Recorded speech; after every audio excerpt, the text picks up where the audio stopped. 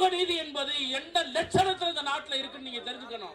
தோழர் திருமாவளவன் சொல்லுகின்றார், இந்தியன் கான்ஸ்டிடியூஷன்ல என்ன சொல்லுது? மதம் மாறியவர்களுக்கு சலுகைகள் கிடையாது. அம்பேத்கர் சட்டம் சொல்கிறது. ஆனால் திருமாவளவன் தைரியமாக மேடையில் அமர்ந்து கொண்டு என்னுடைய கட்சியில் இருக்கக்கூடிய எல்லா எம்எல்ஏவும் மாற்று மதத்தை சேர்ந்தவர்கள் என்று சொல்லுகிறார் என்று சொன்னால் இதுதான் இந்த சமூக நீதியின் லட்சணம் இந்த தமிழ்நாட்டிலே. யார் ஆனால் எங்களை எல்லாம் சாதி சண்டை போடவிட்டு இங்கே சந்தோஷமாக ஆட்சி ஆளுகின்றவர்கள் எங்கிருந்தோ வந்தவர்கள். யார் இவர்கள்? இந்த நாட்டுக்கு மீறலுக்கு என்ன சம்பந்தம்? நாடு பிடிக்க வந்த நாடோடி கூட்டம் இன்றைக்கு நம்மளை ஆண்டு கொண்டிருக்கிறது என்று சொன்னால் எங்களுக்கு இந்த ஆட்சியாளர்களுக்கு மீது பயங்கரமான அதிகமான கோபம் இருக்கிறது. நாங்கள் டிஎன்டி சர்டிபிகேட் கேட்டோம். உசிலம்பட்டியில வந்து இந்த நாட்டினுடைய முதல்வர் சொன்னார், முன்னாள் முதல்வர் எடப்பாடி கொடுத்தாரு. ஆனா இரட்டை டிஎன்டி சான்றிதழை கொடுத்தார். ஆனால் இவர் இதெல்லாம் ஒரு விஷயமா? நான் ஒற்றை சான்றிதழ் பெற்று தருகிறேன் என்று சொல்லி ஏமாற்றி எங்களை வாக்குகளை பெற்றவர் இந்த 420 கவர்மெண்ட்.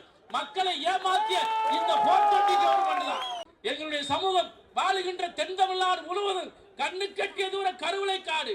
ஒரு குடம் தண்ணிக்கு 4 மைல் நடக்க வேண்டும். அப்படி வறட்சி பூமியில இருந்து நாங்கள் வாழ்கின்றோம். எங்களுக்கு சலுகைகள் வேண்டும் என்று சொன்னால் இந்த சமூக நீதி கூட்டணி வலுப்பெற வேண்டும். தமிழர்கள் அனைவரும் ஓர் அடியிலே திரள வேண்டும் என்பதற்கான தான் இந்த சமூக நீதி கூட்டணி. ஏன் எடுக்க வேண்டும் என்று சொன்னால், பீகார்ல ஒரு ஆண்மை மிக்க ஒரு முதலமைச்சர் நிதிஷ் எடுத்துட்டார்.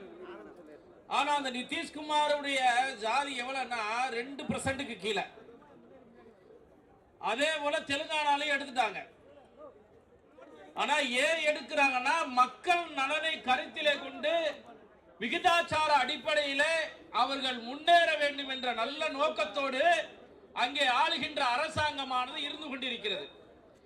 ஆனால் இங்க இருக்கக்கூடிய அரசாங்கம் அண்ணன் மூர்த்தி அண்ணன் சொன்னது போல கல்யாண மண்டபம் கூட தேவையில்லை, ஒரு சின்ன வீட்டுக்குள்ள அடைச்சிடலாம். 1% கீழே இருக்கவர்கள் நம்மளை 1967 இருந்து இன்று வரை நம்மளை ஆண்டு கொண்டிருக்கிறார்கள் என்று சொன்னால் இதுதான் இந்த அவல நிலை.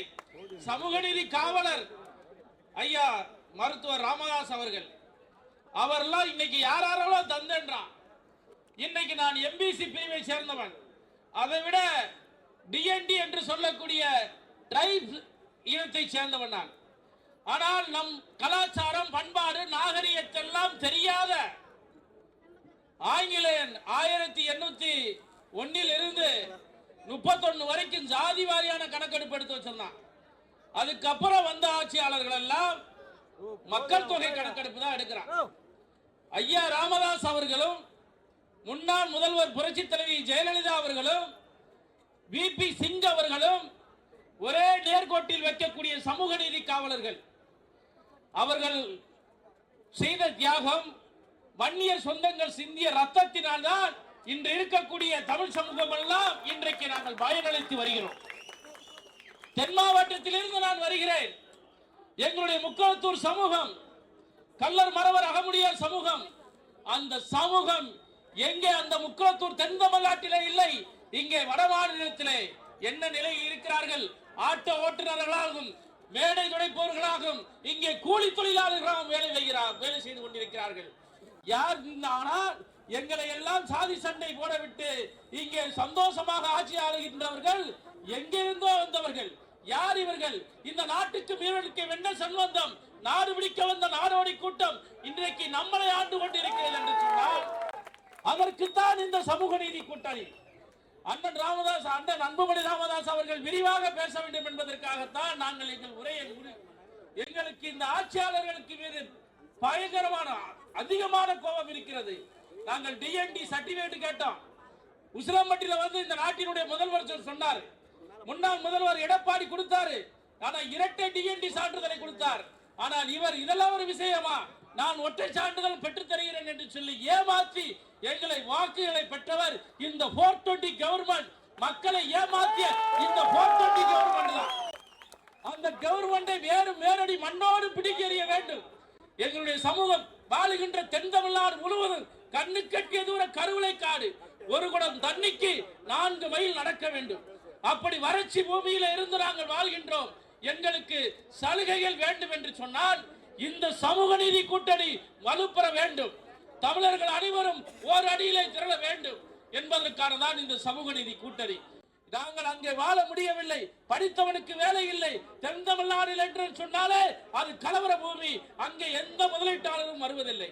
ஆனால் இந்த ஆட்சியாளர்கள் என்றைக்கு இந்த தமிழக மண்ணில் இருந்து பிடுங்கி எறியப்படுகிறார்களோ அன்றைக்கு எல்லா தமிழ் மக்களுக்கும் சாதி ரீதியாக சமூக ரீதியாக உள் பிரச்சனை உள் ஒதுக்கீடு அனைத்து சாதிகளுக்கும் எடுக்கப்பட வேண்டும். ஒரு சமூக நீதி என்பது எந்த லட்சணத்தில் இந்த நாட்டில் இருக்குன்னு நீங்க தெரிஞ்சுக்கணும். தோழர் திருமாவளவன் சொல்லுகின்றார், இந்தியன் கான்ஸ்டிடியூஷன்ல என்ன சொல்லுது? மதம் மாறியவர்களுக்கு சலுகைகள் கிடையாது, அம்பேத்கர் சட்டம் சொல்லுகிறது.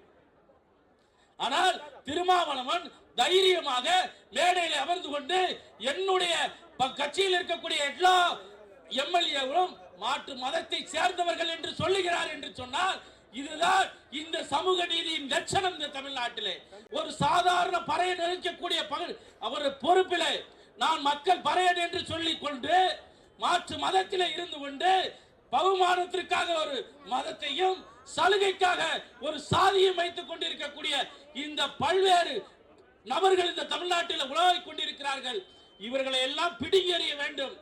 சாதி வேணும், சலுகை வேண்டும், இந்த மதம் வேண்டாம் என்று சொல்லி அவர்களையும் சேர்த்து கணக்கெடுத்தால் மட்டும்தான் நமக்கு நிறைய இடவசதிகள் கிடைக்கும் என்று சொல்லி பேச வாய்த்தமைக்கு நன்றி பாராட்டி விடைபெறுகிறேன். நன்றி, வணக்கம். பாரத் மாதா கி ஜெய்.